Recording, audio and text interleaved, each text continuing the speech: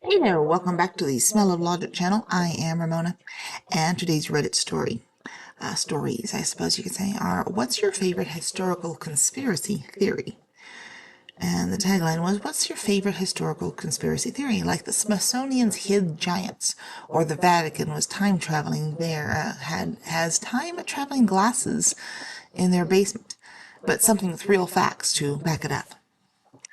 Okay, so we're going to delve into some of these. We'll read some of the replies, and we'll just see. Not that I agree with any of these, not that I believe any of these, but here we go. This is what people have posted, and away we go.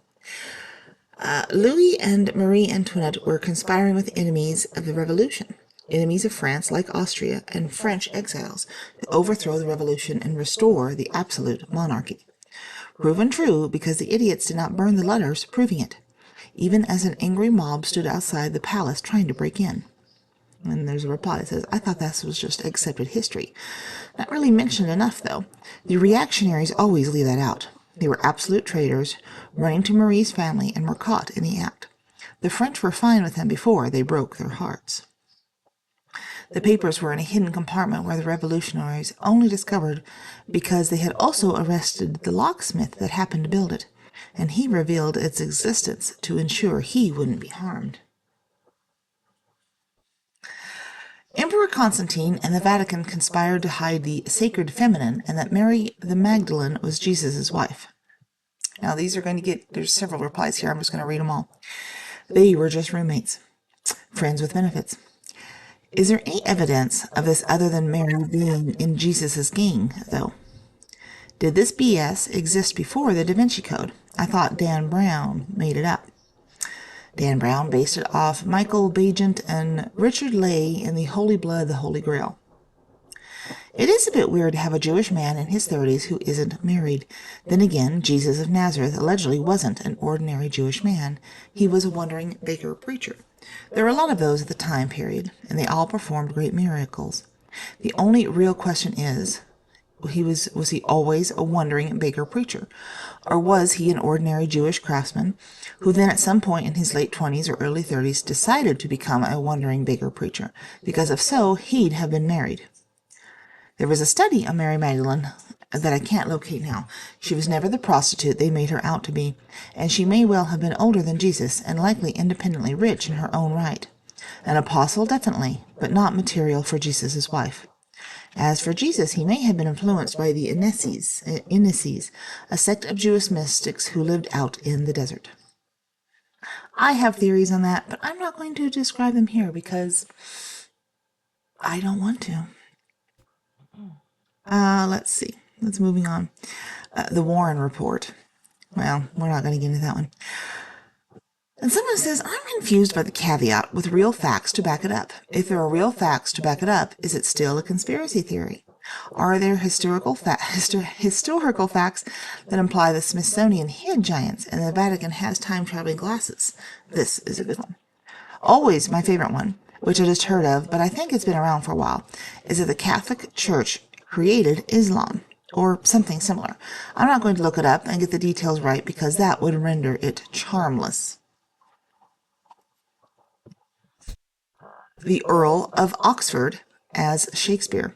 Certainly one of the more vapid conspiracies that float around academia. The case against Shakespeare being the author is pretty compelling, but I have a hard time pinpointing an alternative author. No, it's not. It's not a compelling case. That's what somebody else said. I'm not saying that. I don't know. I just like to read Shakespeare. That's all. I don't really care who really wrote it. It's good shit. Let's see. A lot of JFK stuff, which I'm not getting into. My husband and I argue about that all the time. We're not getting into that. John Wilkes Booth survived the Lincoln assassination, and that James William Boyd was mistakenly identified as Booth post-mortem. Are there any good sources on this? I've never heard this story. It is not mentioned at Ford's Theater, but I would be so curious to explore more. I first heard of it on a TV show years ago. Sadly, the name is long since forgotten. However, there's some basic information on Wiki. Plus, there is a book by Robert Arnold called The Conspiracy Between the Union Army and John Wilkes Booth to Assassinate Abraham Lincoln. This makes a romping yarn, but whether there's truth to it or not, no one knows. But I do know that Booth's descendants have petitioned to have the remains of his grave exhumed and DNA tested, but this was refused, as this request for 2 vertebrae that are in the care of the American College that were removed from the body that was retrieved from the barn. Take from that what you will. This may all be a pile of horse dung, but I found it intriguing. There's a brief overview that you may enjoy. I'll be watching it tomorrow at some point. It's late here. And then someone replies with, that show could have been Brad Metzler's, I can't pronounce his last name, Decoded on History Channel. And actually, yes, I do remember watching that one. And it had some compelling evidence. I don't know. I guess that's why it's still a conspiracy theory. You know? Yeah. I saw this a while back, but I can't find the source for it anymore. It's not really a hardcore conspiracy theory, but a lot of things about it kind of make sense. The gist of it is that Columbus knew there was land closer than was expected. Columbus's career was largely based in Portugal, and at this point the Portuguese were the premier sailors of Europe. They were regularly heading pretty far down the coast of Africa from Europe. One aspect of that route is that the winds are oriented in a way that the easiest way to do this was for ships to swing out far into the Atlantic, and then eventually the winds change direction and you can get back to land. So the idea goes that at some point some Portuguese sailors had swung out a bit further than intended and ended up seeing some evidence of land on the far side of the Atlantic. This is actually how the Portuguese actually discovered Brazil a few years later. Another piece of evidence that the Portuguese were aware of something on the other side of the Atlantic is the Treaty of, oh boy, I'm going to butcher this, Tordesillas? Yeah, sure. This treaty was signed in 1494 by Spain and Portugal, dividing up any new lands, anything west of the line Spain got and anything east of the line Portugal got. That's really interesting, is that the originally proposed line cut off almost all of South America from Portugal. However, they negotiated to move the line some 170 leagues west, allowing Portugal to claim a good chunk of eastern Brazil. The fact was that Brazil wasn't officially discovered by the Portuguese until the 1500s. 6 years after the treaty was signed. Is, well, convenient at best, and suspicious at worst. Maybe they really did get lucky. Who knows? Anyway, Columbus had a lot of contracts in the Portuguese sailing community and may have heard about such rumors of land on the far side of the Atlantic. He put 2 and 2 together and figured that the Portuguese had actually seen evidence East Asia. This could explain why he was so competently incorrect about the size of the world and how close East Asia was. So he somehow convinces the Spanish crown of his theories, and the rest is history. And there's some replies here. Columbus had Basque navigators who likely had at least been to what is now New England and the east coast of Canada. We had Basque whalers in Red Bay, Labrador in the early 1500s, and they were getting bacalao from somewhere before that. Odds are they were fishing the Grand Banks for years before the rest of the Iberian Peninsula figured out what they were doing and where they were going. While researching my Huguenot ancestors, I read through the long Wikipedia article of notable Huguenot descendants, and honestly I think you could make a convincing conspiracy theory that Huguenot descendants secretly run the world. However, it seems I never got an invite to that meeting.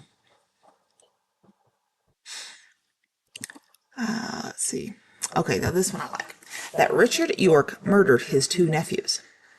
Much more likely that Henry VII did. Richard had proven that they were illegitimate, so technically he had nothing to gain by their deaths. The guy who wanted to marry their sister needed her to be the senior heir of their father, and that would only work if her brothers were dead. They disappeared 2 years before Henry took the throne, and the declaring them illegitimate didn't mean anything. Mary and Elizabeth were declared illegitimate. They ruled. People weren't stupid. Plus, Henry VII was descended from the Beauforts, who, while not being declared illegitimate, had been barred from sitting on the throne. Yeah, I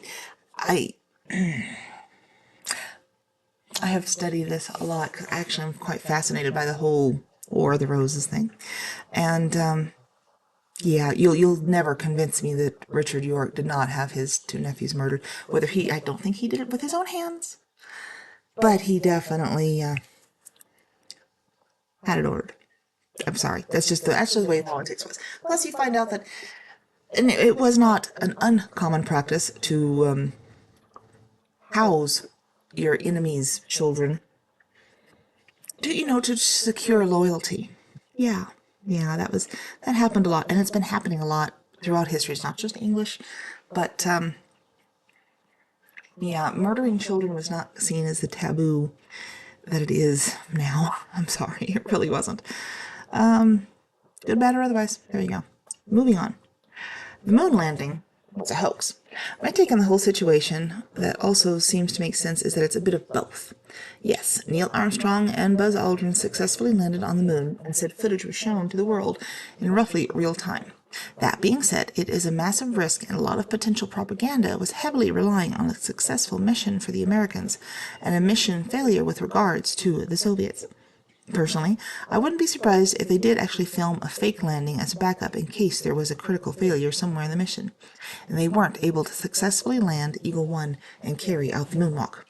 As such, my instinct is that bits of footage or stills from said backup files that were leaked occasionally, and that which caused the fake moon landing conspiracy theory. But why haven't we gone back yet? That must be fake. Brah, it's a Christmas miracle that we made it there and back. The fact that we didn't just smash into the moon and explode is a miracle. Exactly.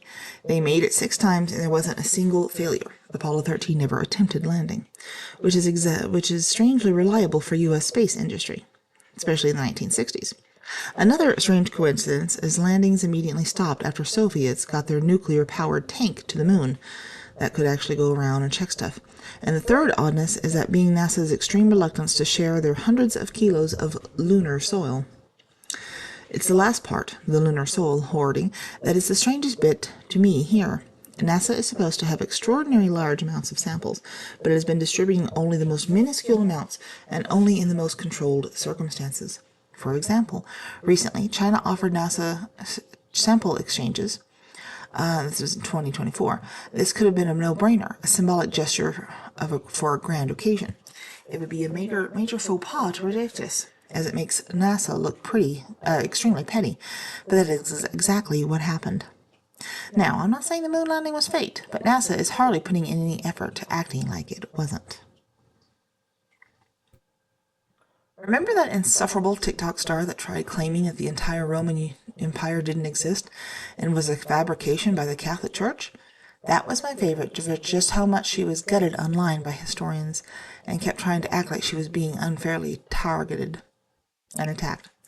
I don't even remember this. Good thing I'm not really a TikTok person, so that could possibly be it. Yeah, I never heard of this, and that's just crazy. Yeah. Let's see. Some more JFK stuff. The Round Table conspiracy. The British Empire need to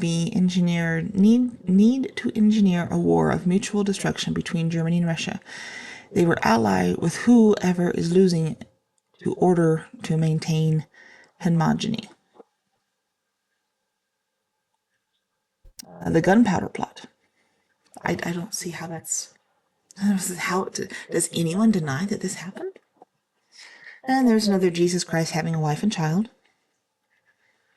I believe it celebrates have girls after them all the time. Imagine what being the son of God gets you. Okay.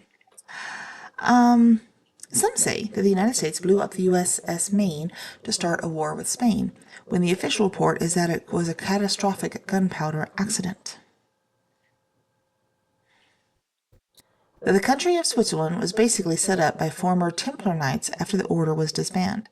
Given the Templars' trade routes to Italy through the mountains and banking knowledge, it kind of makes sense. Also, they may have helped Robert the Bruce at the Battle of Bannockburn, I hope I pronounced it right, to give them a new safe base to operate them, given that Robert wasn't on the best terms with the Catholic Church at the time.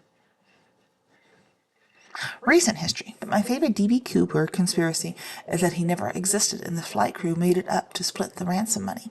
They tossed 2 parachutes and part of the cash over the Washington-Oregon border to throw police off the scent, knowing it was going in a remote area and wouldn't be found for a while.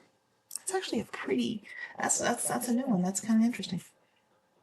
I used to like the one about Jack the Ripper being a plot to cover up the royal prince getting a prostitute pregnant, killing the other women who knew about the baby.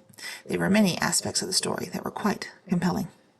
I think now they've disproved that, and it was actually wasn't it a Polish or German immigrant that wound up killing them or something? I don't know. Emperor Otto I of the Holy Roman Empire invented Charlemagne in 200 years of history so that he could be crowned exactly in the year 1000 AC. Otto wanted to refer his coronation to another great emperor in the past, so he fabricated the story of Charlemagne. Following the conspiracy, we actually live in 1824. I love the idea that Tom Clancy was a propaganda machine for the CIA. First reported by Ferdinand Magellan, the Patagonian giants. This race of South American giants was reported on again and again for the next 300 years. Skeletons were dug up. Francis Drake interacted. I never heard that. That's an interesting one. World War I never happened, and what we think of as World War II actually happened in 1970s, but most aren't ready for that conversation. People that went in as teens and are still alive and spent the last 70 years with PTSD may disagree with this theory. Like I said, they aren't ready for that conversation. That's a theory. I love the phantom time conspiracy that claimed that Rome only fell 500 years ago, and there was only one Napoleon, but they split him into 2, and a load of other things like that to fill in the extra history. I think it claims we were only in the thousands, and so it would be 1024 now. It was one of those brilliantly bizarre conspiracies that you just can't help but reading. Now they've all gone off the deep end and are claiming mountains or tree stumps and crazy shit, but the original idea was really cohesive and believable. I don't know anything about this. I really don't. If there's real facts to back it up, isn't it an actual conspiracy? Or are you talking about theories that have some compelling evidence but no conclusive proof? For me, the term conspiracy theory always invokes the lunatic fringe that constructs that there are a Rube Goldberg machine of easily disproven facts and totally unjustified leaps of logic. If there actually is a compelling argument to be made, it's not a conspiracy theory. It's a suspected conspiracy. Well, there you go. We're going to stop this video here. Probably going to do some more because there's actually some pretty interesting ones there. But I hope you have enjoyed this. And if so, go listen to some more videos. There's a whole bunch here on the channel. I appreciate you listening and watching. And we'll talk to you later. Bye.